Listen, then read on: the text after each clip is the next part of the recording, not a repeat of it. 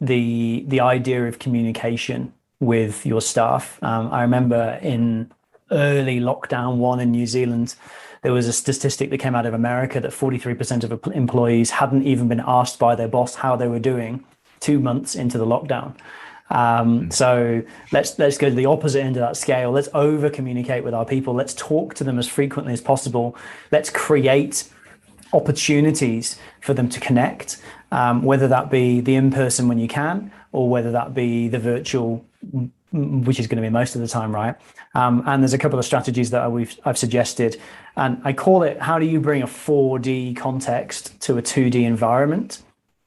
So we have these screens, 2D screens in front of us, but how do you add some depth to the conversation? So you're digging a little bit below the surface, and how do you add some emotion and feeling, the fourth dimension, to those conversations?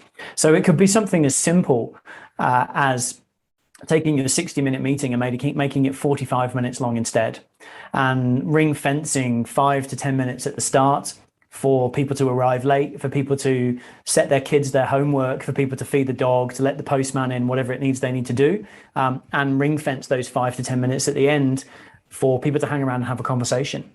Those people who need to dash off, you're giving them the luxury of some time back before their next meeting to do the thing they need to do, so they're not late for their next one.